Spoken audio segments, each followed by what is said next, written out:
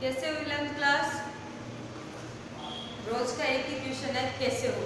सब बहुत अच्छे हो, है ना? और अच्छे ही रहना है। तो पूछ लेते हैं, अपने बच्चे हैं, मेरे ही बच्चे हैं, तो पूछना बनता है। और सब अच्छे रहना, स्वस्थ रहना, पर अपने आलस्य को त्याग कर अपनी पढ़ाई क्या है, कंटिन्यू करना। अपना चैप्टर चल रहा है शेखर जोशी का गलता लोहा। ध्यान है ना सबको? लास्ट वीडियो में अपन ने शेखर जोशी का परिचय पढ़ा था और पाठ परिचय पढ़ा था, जो कि मैं एक बार आपको बता देती हूँ कि शेखर जोशी नई हिंदी कहानी आंदोलन के प्रमुख कवि, सर्वोपरि कवि क्या है माने जाते हैं। नई कहानी का आंदोलन शुरू हुआ तो उस समय जितने भी राइटर आए उनमें इनका सर्वोपरि नाम माना जाता है। इन्होंने समाज की विषमताओं को देखते हुए समाज में जो जातिगत भेदभाव है उसको अपने पाठकों तक साहित्य रचना के माध्यम से क्या है, पहुंचाया है। आई ना बात ध्यान में? फिर अपन बताते हैं कि इनका जन्म 1932 में हुआ था। स्वतंत्रता आंदोलन का समय था, देश स्वतंत्र हुआ था, तब जनता क्या है, बड़ी परेशान थी। अंग्रेजों से छुटकारा मिल गया तो क्या है, आपसी जो मतभेद थे, आपसी जो जातिगत मतभेद थे, उनसे भी क्या है, बहुत ज्यादा विकट परिस्थितियां क्या है, उत्पन्न हो गई थी। तो उसी को ध्यान में रखते हुए इन्होंने समाज को क्या है, नजदीकी से देखा है, नजदीकी से जिए हैं। तो जो सामाजिक कुरीतियां थी या समाज में जो मतभेद थे, उन्होंने यहाँ क्या है, अपने समक्ष प्रस्तुत किया है। अपना जो चैप्टर है गलता लोहा, शेखर जोशी की कहानी क्या है, रचना है।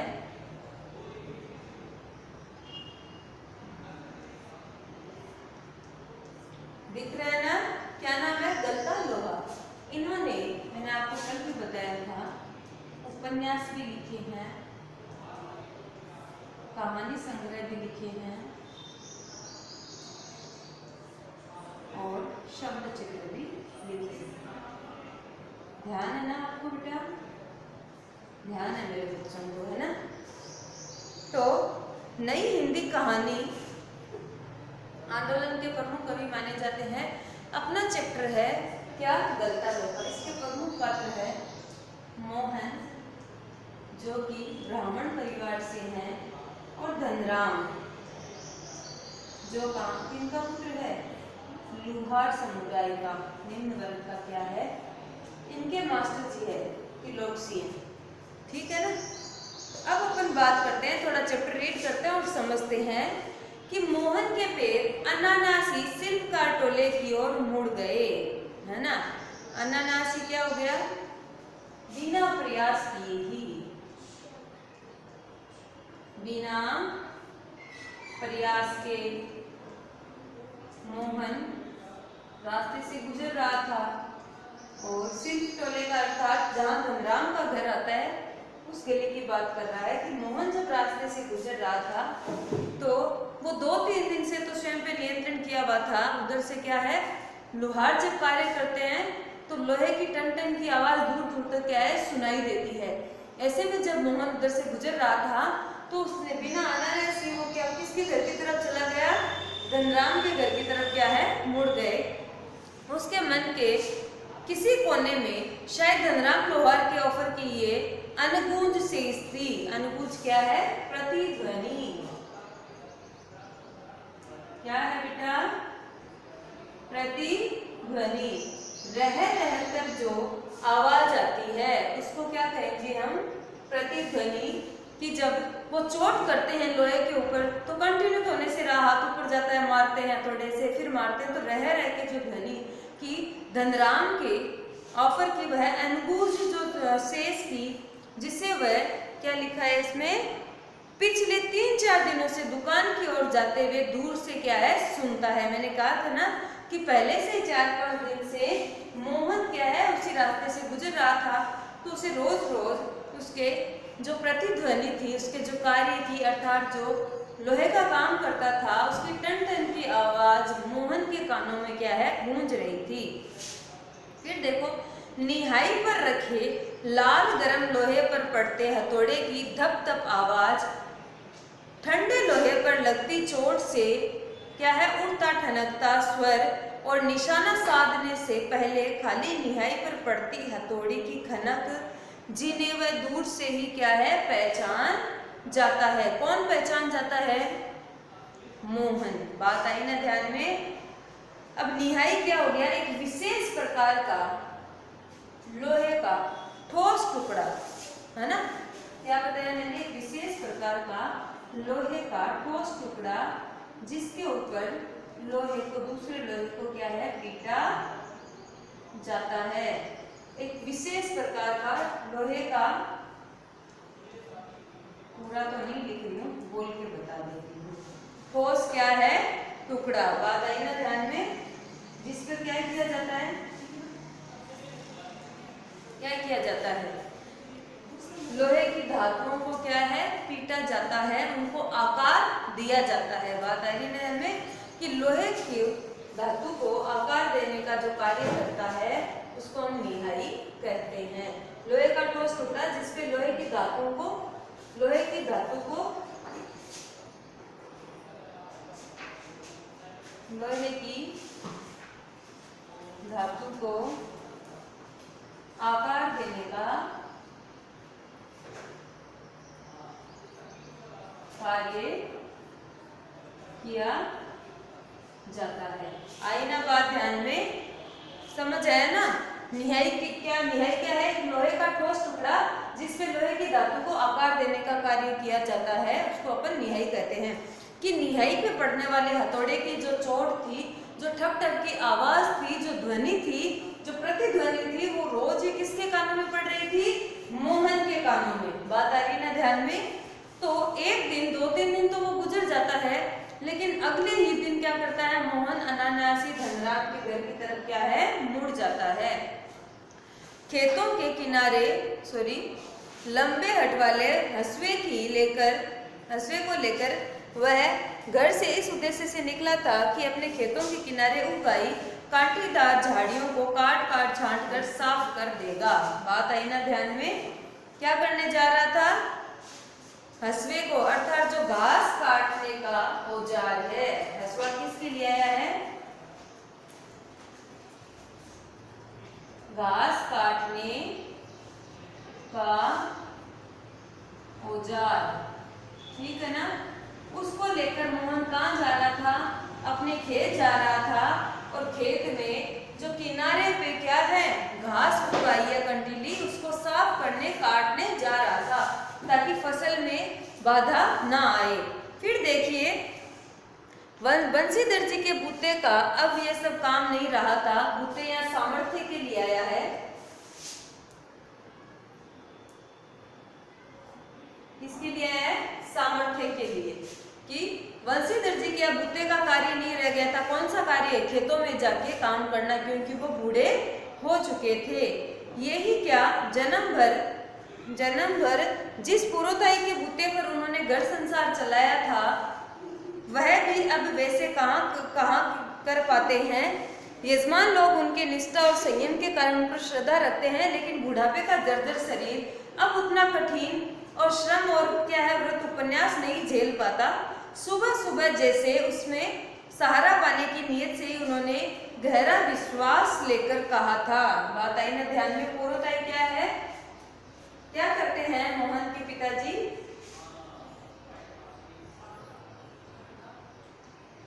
धार्मिक कार्य करना। धार्मिक कार्य अर्थात यज्ञ करवाना, हवन करवाना, पूजा पाठ करना, है ना। तो ये कार्य कौन करते थे, मोहन के पिताजी। और अब ज्यादा उम्र हो जाने के कारण, बुढ़ापा आ जाने के कारण ना तो ये कार्य वो ठीक प्रकार से कर पाते थे, क्योंकि यज्ञ अनुष्ठान में बड़ा श्रम करना पड़ता है, कड़ी साधना करनी पड़ती है, व्रत उपवास करना पड़ता है, और ना ही वो ठीक प्रकार से खेतों के कार्य कर पा रहे थे। बात आई ना ध्यान में। तो उन्होंने एक उम्मीद से मोहन के सामने सुबह सुबह ये बात कही थी कि अब इस बूढ़े शरीर में इतना साहस नहीं रहा।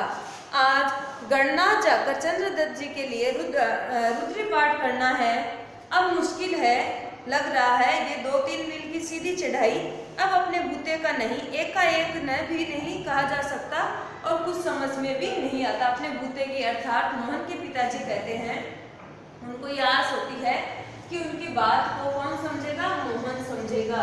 कि ये जो पुरोहिताई का कार्य है ये तो अपना पैतृक कार्य है, अपने पुरुष भी करते आ रहे हैं, लेकिन अब ये कार्य मेरी बस की बात नहीं, क्योंकि दूर क्या है, चलकर भी जाना पड़ता है, यज्ञ अनुष्ठान में श्रम भी लगता है, व्रत उपवास भी करने पड़ते हैं। तो अब मैं बूढ़ा होने जा रहा हूँ, जैसे जैसे उम्र बढ़ रही है वैसे वैसे ये सारे कार्य मेरे लिए कठिन होते जा रहे हैं। मोहन उनका आशय न समझता हो ऐसी बात नहीं, लेकिन पिता की तरह ऐसे अनुष्ठान कर पाने में न उसे अभ्यास ही है और न वैसी गति।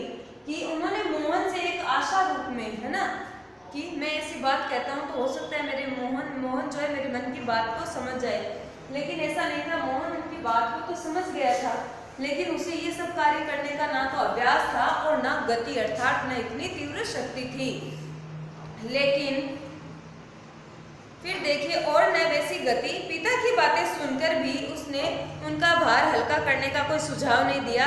जैसे हवा में बात कर दी गई हो वैसे ही अनुत्तरित क्या है रह गया, बिना आंसर दिए वो क्या किया, वहां से चला गया। कि उसने कोई उत्तर नहीं दिया, ना पिताजी को ये विश्वास दिलाया कि यह जो आप कार्य कर रहे हो मैं कर दूंगा।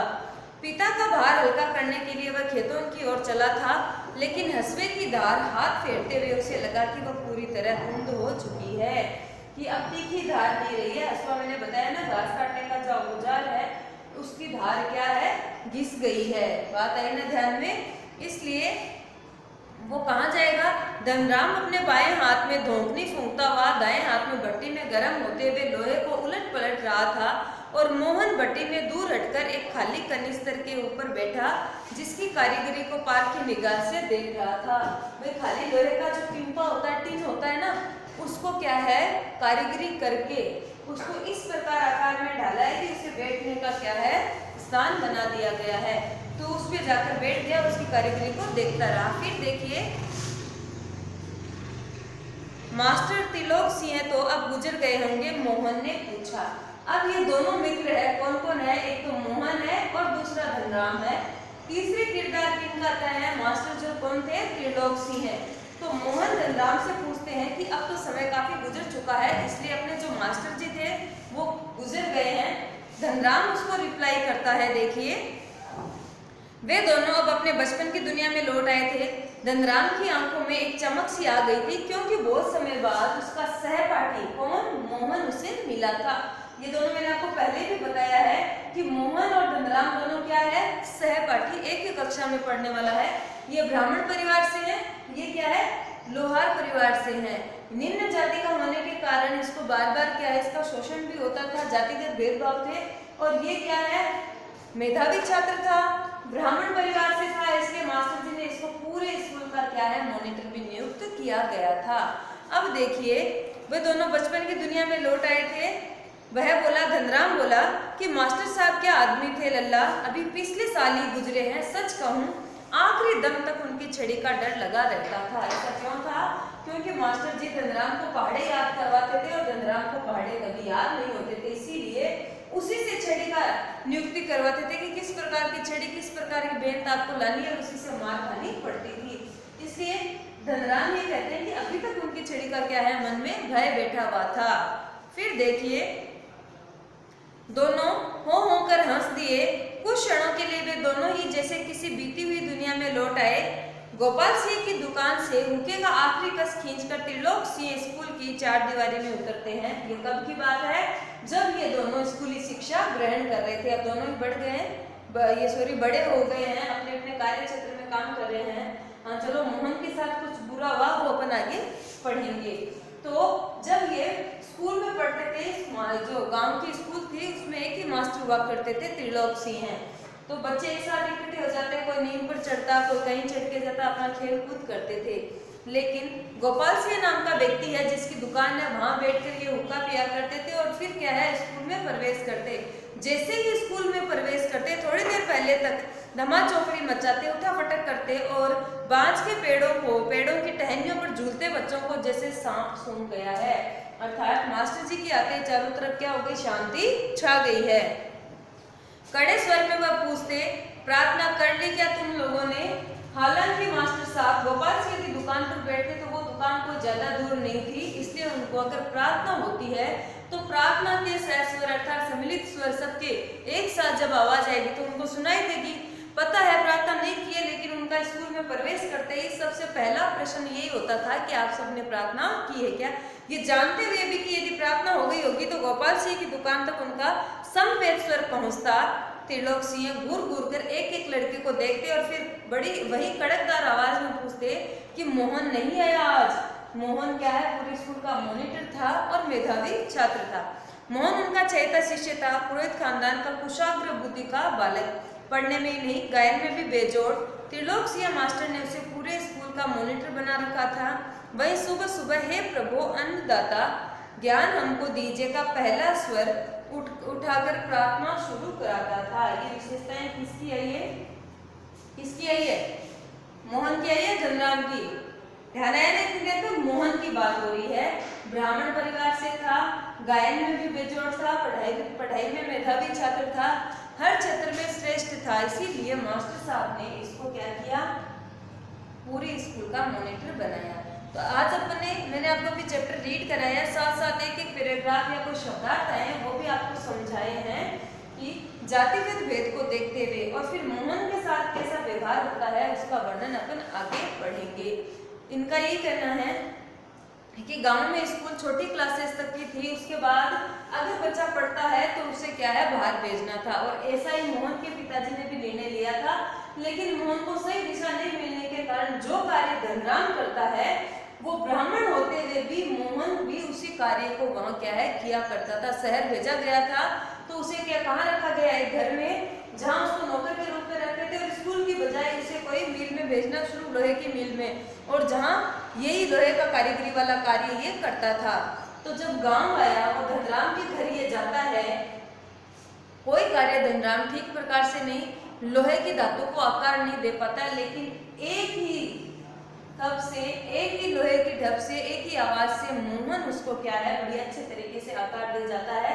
और धनराम क्या है बड़े आश्चर्य से उसको देखता रहता है कि एक मेधावी छात्र ब्राह्मण परिवार से होते हुए भी लोहारगिरी का कार्य क्या है बड़े ही निपुण तरीके से करता है। आईना बात ध्यान में, पिताजी क्या है मोहन के पुरोहित है जो धार्मिक कार्य कराते हैं। उनकी इच्छा ये है कि मोहन भी वही कार्य करे, लेकिन मोहन को ना तो उन कार्य करने की कोई आदत है, जैसे पूजा पाठ करवाना है ना, यज्ञ करवाना है, ऐसे जो मंत्र जाप करवाना था, ये सारे कार्य इनके पिताजी किया करते थे क्योंकि इनका पैतृक कार्य है। लेकिन मोहन को ना तो इनका अभ्यास है और ना ही अपने पिता की भांति इन कार्यों की तरफ उसकी रुचि है। बात आई ना ध्यान में। इसीलिए अपने पिताजी का भार कम करने के लिए वो कहाँ जाता है, अपने खेत में जाता है। और खेत में जाते वक्त वो 2-3 दिन तो नहीं जाता, लेकिन चौथे 5वें दिन धनराम के घर प्रवेश कर जाता है।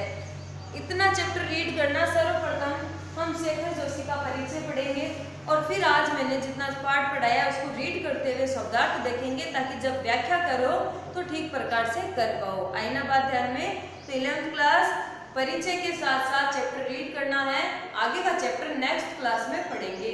धन्यवाद।